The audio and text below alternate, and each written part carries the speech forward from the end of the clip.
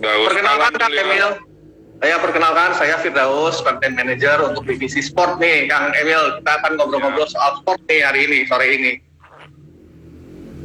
Nih, saya pakai seragam dulu kebangsaan. Wah, Tuh. serasa di Papua ya. Kan lihat postingan-postingan saya kemarin. Iya. Sampai kita bawa alat khusus buat meramaikan yang muter-muter namanya kolotok. Betul. Kang Emil, ini menarik nih, aku ngelihat kontingen Jabar ini kayaknya dari PON 2016, tuan rumah kemarin kan, momentumnya kayaknya benar-benar dipertahankan nih, sampai minimal sampai hari ke-9 atau ke-10 nih ya. Masih memimpin klasemen nih dengan 88 emas, terus selisihnya lumayan nih Kang Emil, 14 emas nih dari Jatim di posisi kedua nih. Nah, yang saya mau tanyakan, udah 92 emas, Mas. 90 ya? Saya setengah jam lalu nih input ininya, belum saya cek lagi. Wah, 92 ya sekarang ya Kang Emil ya? Mantap. Nah, ini apa sih resepnya Kang Emil? Dari 2016 ke 2020 nih bisa konsisten gitu loh. Ya, yang pertama kan kita meyakini ya bahwa pembangunan manusia itu lahir batin, kira-kira begitu. Jadi kami investasi sangat besar di urusan olahraga ini karena tidak ada pahlawan di era modern ini sebenarnya kecuali pahlawan olahraga kan. Kedua, kita meyakini olahraga ini menyatukan perbedaan-perbedaan. Makanya sebelum saya jawab, saya itu senang banget kemarin ke pembukaan. Kenapa? Karena momentumnya itu pas. COVID-nya kan lagi surut ya. Ya. Bayangkan kalau dipaksakan tahun lalu, saya mau pergi juga nggak enak hati kan. Kasus COVID pasti lagi tinggi-tingginya. Sekarang rumah sakit aja kita tinggal 4% dari 90-an% dan lain-lain. Jadi itu. Kedua, pembukaannya juga bagus, momentumnya, Papua juga masyarakat saya lihat langsung mendukung, ramah-ramah orangnya dan sebagainya. Jadi secara mood PON ini pas banget lah skenario Tuhan ya.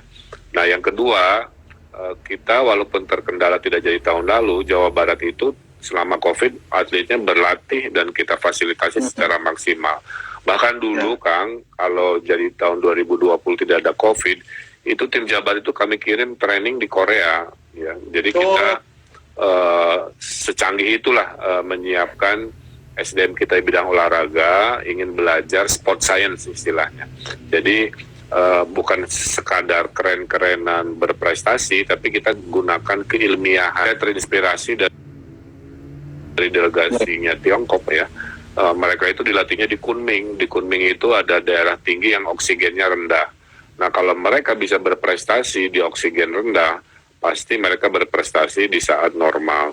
Nah hal-hal ilmiah beginilah yang kita terapkan. Kedua, training center, pendidikan dari awal itu juga kita terapkan. Kita lakukan pekan olahraga pelajar, kita melakukan pekan olahraga PNS, kita melakukan pekan olahraga pesantren, kayak gitu ya. Jadi level-level skala kecilnya juga kita konsistenkan. Saya kira itu rumusnya. Makanya kalau nanti dalam 4 hari ini konsisten kita menang, ya itulah mewakili wajah Jawa Barat yang ramah, kemudian orangnya kreatif, religius, juga senang olahraga lah kira-kira. Kayak gubernurnya kira-kira gitu. Kayak gubernurnya udah ngalahin pembasket sombong. Saya nonton tuh Kang. Oke Kang, ini kan kalau kita berkaca dari 2016 kan raihan emasnya luar biasa nih, 217 kalau nggak salah ya. Sekarang udah 92 nih. Nah ini kan masih ada 4 hari, masih ada sekitar 40 sampai 50-an ya Kang ya kalau nggak salah emas yang bisa diraih lagi gitu. Nah masih pede nggak nih Kang? Jabar bisa menyamai perolehan emas. Kayaknya kalau juara umum sih saya udah 70%, 80% Jabar kayaknya sulit disaingi. Dan kalau dari perolehan medali emasnya gimana Kang? Hitung-hitungan dari teman-teman kita mau realistis aja ya. Target kita kan memang juara umum, tapi tidak menargetkan menghitung medali seperti 2016. 2016 kan memang diuntungkan sebagai tuan rumah ya, secara psikologis dan lain-lain memang seperti itu. Nah, tapi kan kita ingin membuktikan bahwa kita adalah masyarakat yang tidak jago kandang, kira-kira begitu. Jadi kalau sekarang menang lagi di Papua, ya memang atlet Jawa Barat keren-keren, berprestasi dan sebagainya. Jadi saya sampaikan apa adanya, tidak mungkin kita menyamai jumlah emas 2016, tapi kalau juara umum kami sudah hitung matematikanya, kalau tidak ada hal-hal yang negatif atau kecurangan atau apa-apa gitu ya.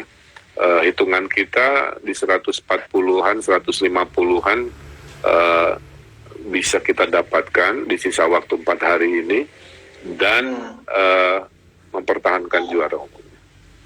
Nah, berarti bukan kejutan ya Kang? Juara umum ini buat Jabar bukan kejutan ya?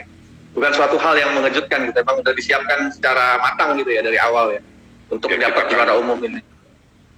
Kan gini, kalau mau pintar bergaulah dengan orang-orang pintar ke bawah pintar.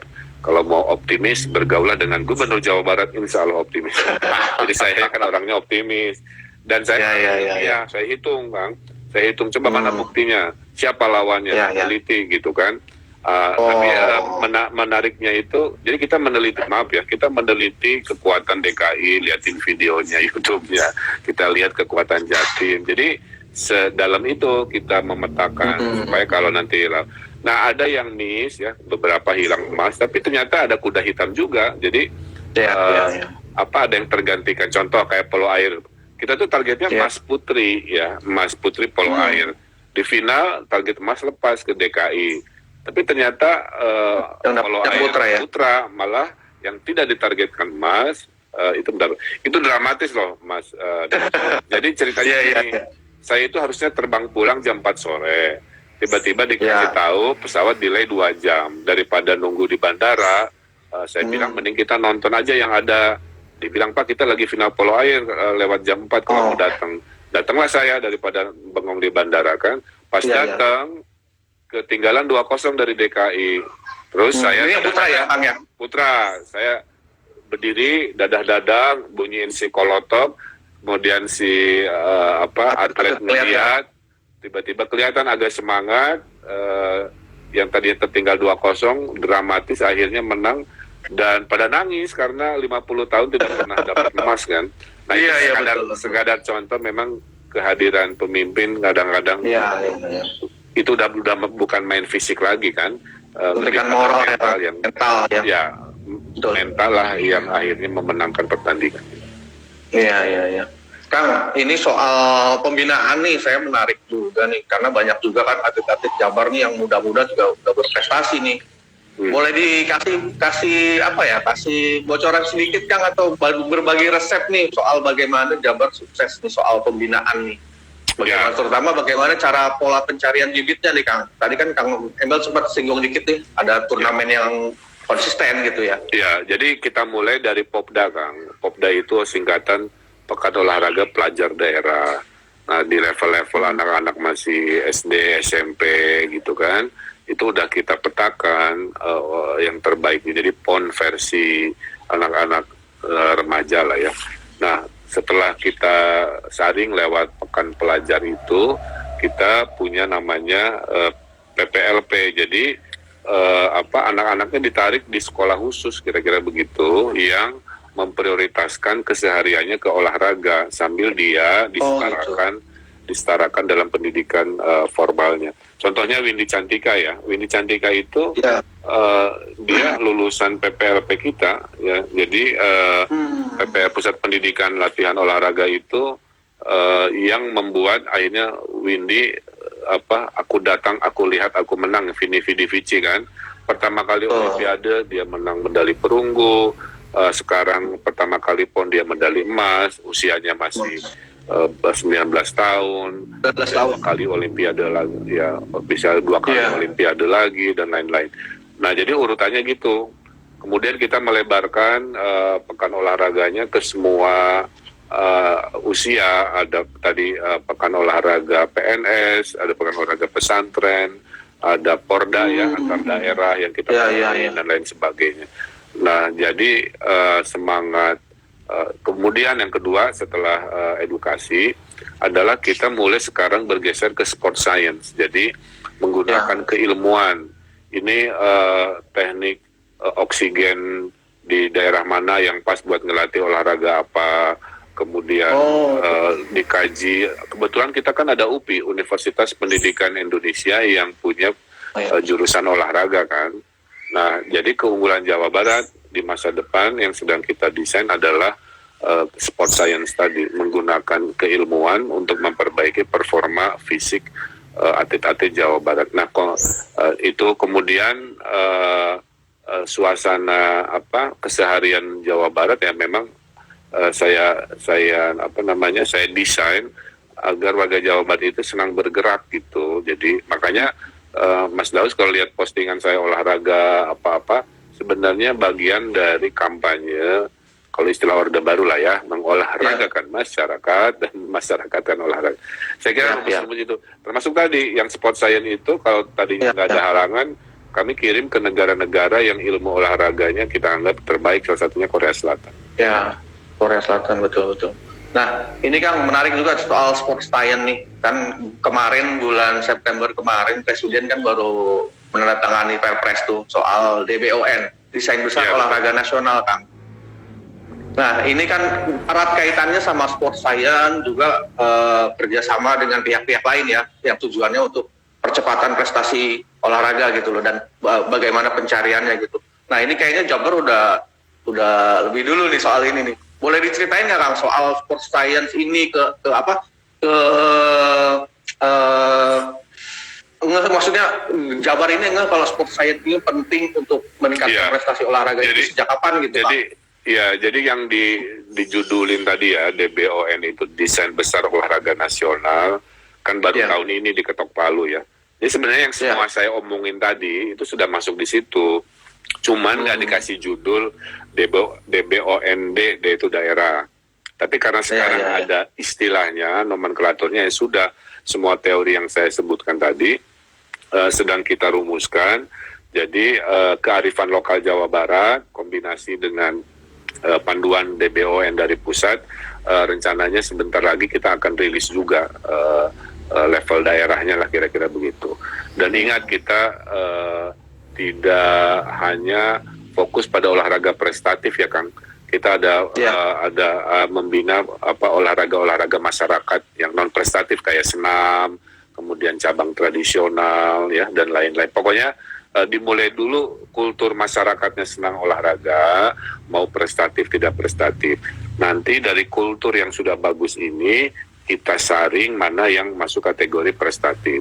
Kemudian kita fokus, contoh ya, kepada yang kekuatan kita. Satu, angkat berat, itu kekuatan kita. Dayung itu kita emasnya banyak sekali gitu ya. Banyak dari beberapa nomor itu, Pak. Ya, betul. Jadi itu yang menjadi sebuah contoh.